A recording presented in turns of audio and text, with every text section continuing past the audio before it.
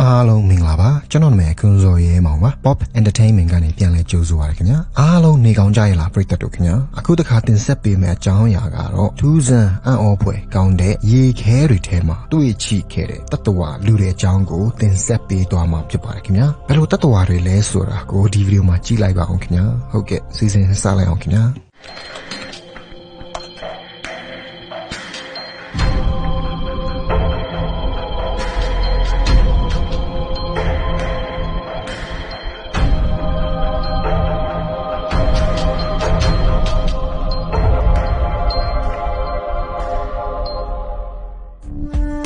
Number 1 the Yucca Mammoth ဒီ Yucca Mammoth ဆိုတဲ့တတ္တဝါကသိပ္ပံဆိုင်ရာနည်းပညာရပ်မှာအဘိုးတန်တဲ့တတ္တဝါတွေထဲကတစ်မျိုးပဲဖြစ်ပါတယ်ခင်ဗျ2010 August လမှာဒီ Yucca လို့ခေါ်တဲ့တတ္တဝါကိုရုရှားနိုင်ငံမှာရှိတဲ့ Laptev Sea မှာတွေ့ရှိခဲ့တာဖြစ်ပါတယ်ဒီ Yucca တတ္တဝါကအမဖြစ်ပြီးတော့အပြိုပေါက်တဲ့အချိန်မှာ Yucca ရွာနီးနားမှာတွေ့ရှိခဲ့တာဖြစ်ပါတယ်ခင်ဗျဒီအေယာမတတ္တဝါကြီးရဲ့ထူးခြားချက်ကသူသေဆုံးတာနှစ်ပေါင်း3900လောက်ရှိပြီဖြစ်ပေမဲ့သူ့ရဲ့အုံနောက်ကတွေ့ရတဲ့အထဲမှာအရန်ကိုတန်ဖိုးရှိပါတယ်ပြီးတော့သူ့ရဲ့သွေးကြောတွေအခောက်တွေမြင်နိုင်ပါသေးတယ်ခင်ဗျဒီအရာမတတ္တဝါကြီးကိုမတွေ့ခင်ဒီတတ္တဝါကသူ့ရဲ့ Yucca ရွာနီးနားမှာရှိတဲ့အရန်ကိုအေးခဲ့တဲ့မြေလွှာထဲမှာအချိန်နှစ်လောက်နေခဲ့တယ်လို့ပြောဆိုကြပါတယ်အဲ့ဒီအချိန်မှာ P. Lazarev နဲ့ S. Grigoriev သိပ္ပံပညာရှင်တို့ကပထမဆုံးလာရောက်ရှာဖွေကြပေမဲ့မတွေ့ခဲ့ဘူးခင်ဗျဒီ Yucca အရာမတတ္တဝါကြီးရဲ့အလေးချိန်က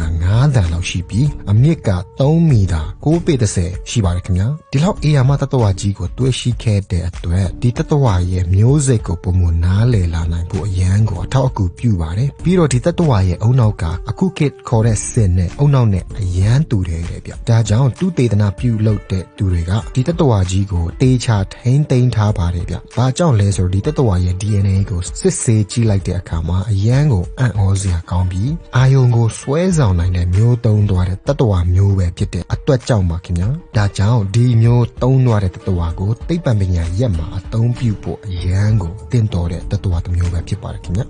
။ Number 2 Moose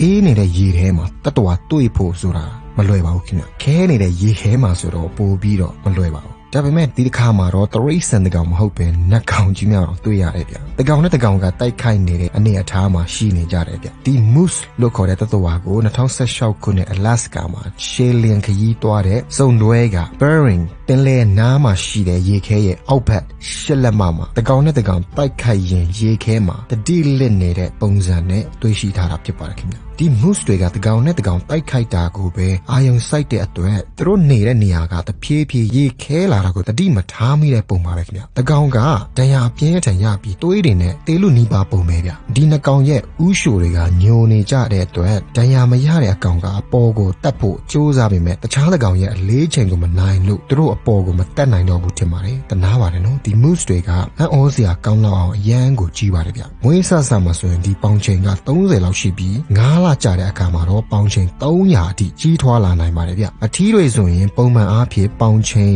1600ပေါင်ရှိပြီးအမြင့်က6ပေခွဲလောက်မြင့်တယ်ဗျဒီ Moose တွေကဒေအမျိုးစားတဲ့ပါဝင်ပြီးအကြီးဆုံးမျိုးစိတ်လည်းဖြစ်တယ်ဗျ Mooses ကို Alaska, Canada နဲ့ Europe မြောက်ပိုင်းမှာတွေ့ရပါလိမ့်မယ်ခင်ဗျာ Alaska မှာတွေ့ရတဲ့ Moose တွေကကမ္ဘာပေါ်မှာအကြီးဆုံး Moose ပဲဖြစ်ပါတယ်ခင်ဗျာ Moose အထီးတွေကသူတို့အသက်30နှစ်လောက်အမြန်ဆုံးကြီးထွားလာကြပါတယ်အများအပြား16နှစ်အထိပဲနေနိုင်တဲ့တတ္တဝါမျိုးပဲဖြစ်ပါတယ်ခင်ဗျာဒီခဲနေတဲ့ရေထဲမှာတွေ့ရတဲ့ Moose တွေကိုတော့ယူထုတ်ဖို့အရန်ကိုခက်ခဲပါတယ်ဒါကြောင့်အဖူချိန်မြင့်တဲ့အချိန်ထိစောင့်ရတယ်ဗျအဲ့ဒီဒေတာအနီးမှာနေထိုင်တဲ့လူတွေကယူထုတ်ဖို့စိတ်အားထက်သန်တဲ့လူကယူထုတ်လိုက်ပါတယ်ခင်ဗျာ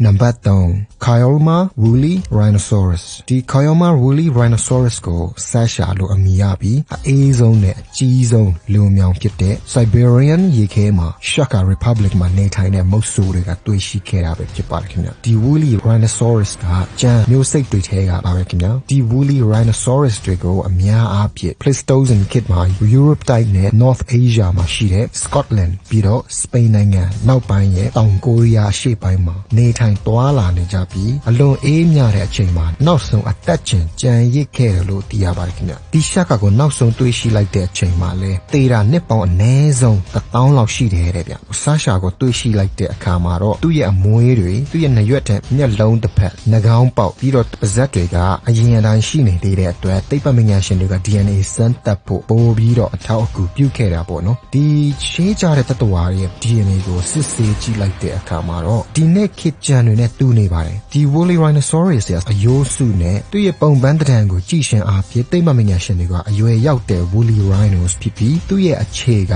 4 မီတာရှည်တယ်လို့ပြောကြတယ်ဗျနောက်ပြီးသူ့ရဲ့လေးချိန်က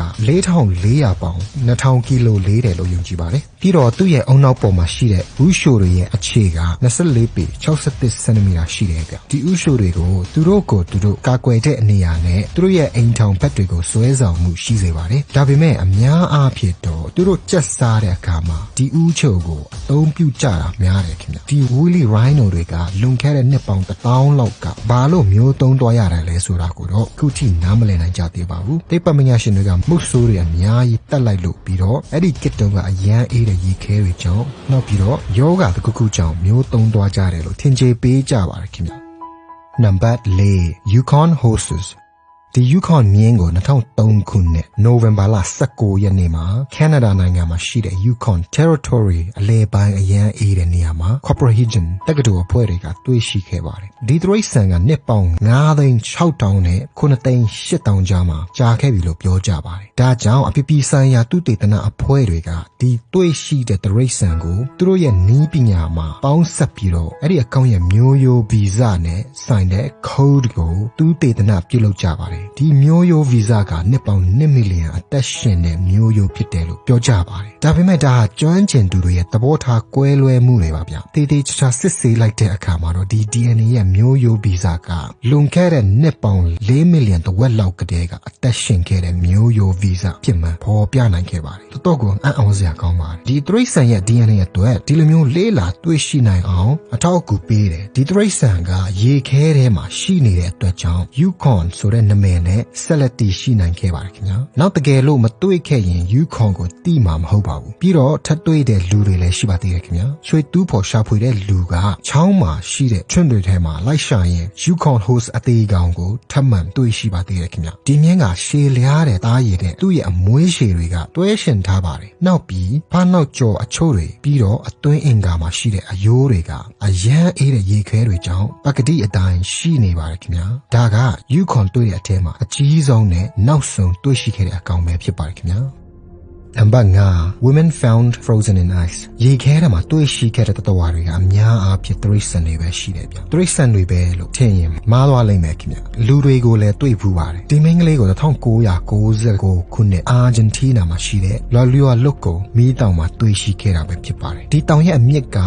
22,000 ပေ 6,939 မီတာမြင့်တယ်ဗျဒီတောင်ရဲ့အနောက်ဘက်မိုင်300မှာChilean ရှိတယ်ဗျဒီရေခဲတွေထဲမှာတွေ့ရှိရတဲ့လူသေးမမ်မီတွေထဲကဒီကောင်မလေးမမ်မီဟာကောင်းဆုံးဖြစ်တယ်လို့သိပ္ပံပညာရှင်တွေကဆိုလိုကြတယ်ဒီတစ်ခုကပရိသတ်တို့လည်းတွေ့ဖူးကြမှာပါသတင်းတွေထဲမှာလည်းခဏခဏလာနေကြတယ်ဒါပေမဲ့ကျွန်တော်အရန်ထူးဆန်းအံ့ဩဖွယ်ဖြစ်တဲ့အတွက်ကျွန်တော်ထည့်ပေးလိုက်ပါတယ်ဘာဖြစ်လို့လဲဆိုတော့ဒီမမ်မီလေးအယုတ်လောင်းရဲ့တွင်းအင်္ဂါတွေကပကတိအတိုင်းရှိနေသေးလို့ပါပဲခင်ဗျာနောက်ပြီးတော့သူ့ရဲ့အဆုပ်နဲ့နှလုံးထဲမှာလည်းသွေးတွေရှိနေသေးတယ်တဲ့ဗျအံ့ဩစရာပဲနော်ဒါအတင်မကဘူးဗျသူ့ရဲ့အရေးပြားနဲ့မျက်နှာကမပြက်စီးသေးဘူးတဲ့ဗျဒီလိုမျိုးရှိနေသေးတယ်ဆိုတော့သေတာမကြသေးဘူးလို့ပြိတ္တတို့ထင်မိကြမှာပဲဒါပေမဲ့သိပ္ပံပညာရှင်တွေလေးလာစမ်းသပ်ကြည့်လိုက်တဲ့အခါမှာအလွန်ထူးဆန်းစွာဒီမိန်းကလေးဟာလွန်ခဲ့တဲ့နှစ်ပေါင်း900ကတည်းကသေဆုံးခဲ့သွားတာဖြစ်ပါတယ်ခင်ဗျာအံ့ဩဖို့ရမ်းကောင်းပါတယ်အသက်ကတော့15နှစ်ဝန်းကျင်လောက်ပဲရှိတယ်တဲ့ဗျဒီရေခဲထဲမှာ